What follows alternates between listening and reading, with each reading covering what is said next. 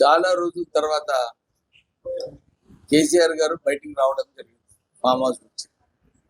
మన్మని birthday అని చెప్పి farm house నుంచి బయలుదేరి హైదరాబాద్ వచ్చాడు. అబ్బో, ఇక్కడ కేజీ చీరలు కొంటే అర కేజీ చీరలు ఫ్రీ అంట. మంగళ్య షాపింగ్ మాల్, కేజీల్లో సేల్, టన్నుల్లో ఆనందం. మా ముఖ్యమంత్రి రేవంత్ రెడ్డి గారు చాలా సార్లు కేసీఆర్ గారిని కోరినారు.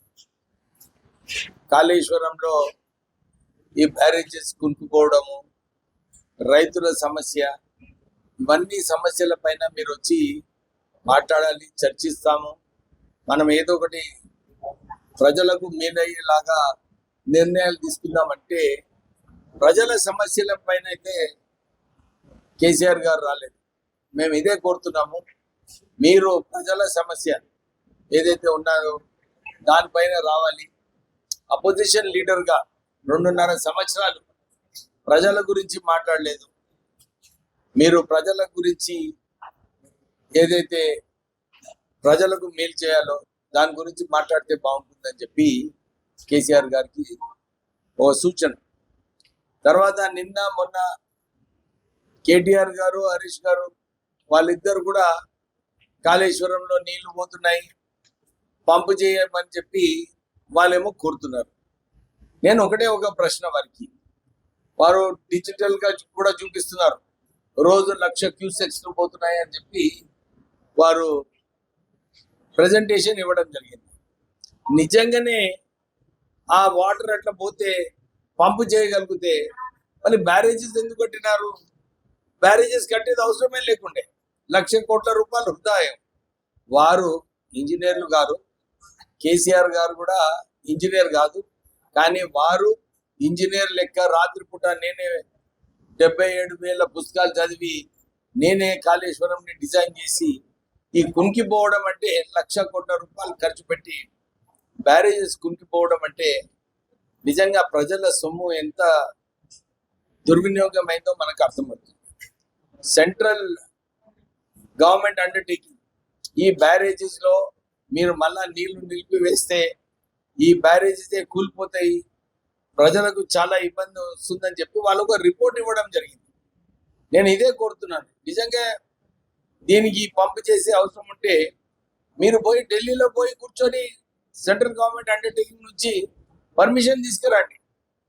కానీ కేవలము ప్రజలకు తప్పు దారిలో పోయేటట్టు ఈ మాట మాట్లాడితే ఈ కల్వకుంట్ల కుటుంబంలో ఏమైతుందంటే కేటీఆర్ ఒక రోజు ముందుకు పోతే హరీష్ రావు మళ్ళా కాంపిటీషన్ లో ఆయన పోవాలి అంటే వీళ్ళిద్దరి మధ్యలో టిఆర్ఎస్ పార్టీని ఎవరు కంట్రోల్ చేయాలని చెప్పి కేవలం వాళ్ళ స్వార్థం కోసము ఏదో ఒక పబ్లిక్ ప్రశ్న అని చెప్పి ప్రెస్ కి పోవడము, వాళ్ళిద్దరు ఎట్లా హైలైట్ చేసి పార్టీని ఎట్లా కంట్రోల్ చేయడం అని చెప్పి వారు ఆలోచిస్తున్నారు.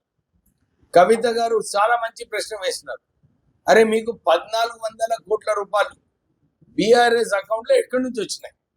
ఉద్యమంలోనేమో అందరం కలిసి మనమే ఖర్చు పెట్టుకొని మనమందరం పైసలు పెట్టి ఉద్యమం నడిపించినాము. టిఆర్ఎస్ పార్టీలో అప్పుడు చాలా మంది సామాన్యులు కాంట్రిబ్యూట్ చేస్తే పార్టీ నడిచింది. కానీ ఈ రోజు 1,100 కోట్ల రూపాయలు వచ్చినాయంటే ఇవి అవినీతి పైసలు కాకుంటే ఏంటి? ఇది కేవలం ప్రజల సొమ్ము. ఇది దీని గురించి కేటీఆర్, హరీష్ రావు వాళ్ళ ప్రజలకు సమాధానం ఇవ్వాలి. సమాధానం ఇవ్వకుండా కేవలం ఏదో ఒక పాయింట్ పట్టుకొని, నేను మన సిద్దిపేట రివ్యూ మీటింగ్ లో కూడా చూసినాను, అసలు పెద్ద సమస్యల గురించి చర్చ లేదు. అరే, క్లాస్ రూమ్ లో చాక్ పీస్ లేదు, ఇవన్నీ ప్రశ్నలు వేస్తున్నారు. నేను అప్పుడు చెప్పిన, అరే మీరు రాష్ట్రానికి 43,000 కోట్ల రూపాయలు అప్పు చేసిండ్రు, మీరు మీ బకాయిలే మీరు అసెంబ్లీలోనేమో 3 లక్షల కోట్ల అప్పు అన్నారు, మొత్తము వైట్ పేపర్ తీసినప్పుడేమో 8 లక్షల కోట్ల అప్పు. నిజంగా పైసలు ఎక్కడ పోయినాయి?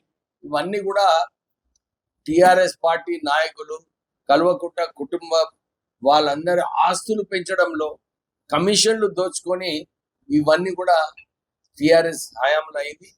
నేను వారికి ఇదే కోరుతున్నాను, మీరు ఈ ఎల్నినో ఉండడం వలన ప్రజలకు ఇబ్బంది ఉంది, అందరూ కూడా దీన్ని ఎట్లా ఆలోచించి ప్రజలకు మనము ఒక మంచి ప్రపోజల్ ఎట్లా చేయాలి అని చెప్పి దీని గురించి చర్చకు ముందుకు రండి. చర్చించిన తర్వాత రాష్ట్ర ప్రభుత్వం డెఫినెట్లీ సరైన నిర్ణయము, ప్రజలకు ఏదైతే మేలు అవుతుందో అలాంటి నిర్ణయాలు తీసుకుందామని చెప్పి వారికి ఓ సూచన. తర్వాత సిరిసిల్లలో నిజంగా చాలా సంతోషం అనిపించింది ఈ రోజు. మా నాయకులందరూ కూడా చెప్పినారు, సార్ 3,500 ఇందిరమ్మ ఇల్లులో 2,500 ఇల్లులు ఆల్రెడీ కట్టడం జరిగింది. ఇంకా వేగవంతంగా 1000 ఇల్లు పని నడుస్తుంది. తర్వాత మళ్ళొక 2,000 ఇల్లు ఈ సంవత్సరము మన సిరిసిల్ల నియోజకవర్గానికి వచ్చింది. టిఆర్ఎస్ హయాంలో కేవలము ఓట్ల కోసము మేము డబుల్ బెడ్రూమ్ ఇల్లు ఇస్తాము, డబుల్ బెడ్రూమ్ ఇల్లు కడుతున్నామని చెప్పి వాళ్ళు చేసినారు. కానీ కాంగ్రెస్ పార్టీ వచ్చిన తర్వాత ఇంతకు ముందు ఇప్పుడే మా స్నేహితులందరూ కూడా చెప్పినారు, 1970లో ఇందిరాగాంధీ టైంలో అప్పుడు ఇందిరమ్మ ఇల్లులు ఇచ్చినారు. మళ్ళా 2012లో కాంగ్రెస్ ప్రభుత్వం ఉన్నప్పుడు ఇందిరమ్మ ఇల్లులు ఇచ్చినారు.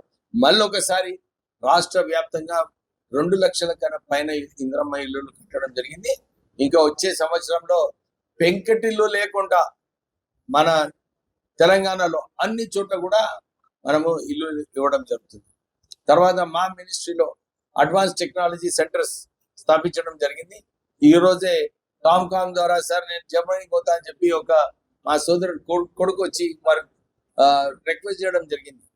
మళ్ళీ ఒకసారి సిరిసిల్లలో కూడా ఇక్కడ 50 మంది నుంచి 100 మంది ఎవరైతే ఐటీఐ ట్రైన్డ్ ఉన్నారో, వాళ్ళకి ఎక్స్పీరియన్స్ ఉన్నదో వీళ్ళందరూ కూడా జర్మన్ లాంగ్వేజ్ నేర్చుకుంటారంటే నేనే మా టాప్కామ్ సంస్థ ద్వారా ఇక్కడికి ఒక ట్రైనర్ ని పంపించి వీళ్ళకు జర్మన్ లాంగ్వేజ్ నేర్పించి వీళ్ళకు ఉద్యోగ అవకాశాలు జర్మనీలో, జపాన్ లో ఇప్పియగలుగుతారు మా టాప్కామ్ సంస్థ అని చెప్పి ఇక్కడ సిరిసిల్ల ప్రజలకు చెప్తూ, ఈ అవకాశం అందరు కూడా వాడుకోవాలి. మా నాయకులందరూ కూడా చెప్తున్నాను, మీరు తీసుకురండి, ఒక సెంటర్ పెడదాం. ఇక్కడ కలెక్టర్ గారు చెప్తాను, ఒక సెంటర్ ఓపెన్ చేసి వాళ్ళందరికీ కూడా సరైన భోజనాలు స్టైపెండ్ ఇస్తూ మనము 100 మందిని ఇక్కడ సిరిసిల్ల నుంచి జర్మనీకి తీసుకెళ్లే కార్యక్రమం తీసుకుందామని చెప్పి కోరుతూ ముగిస్తున్నాం.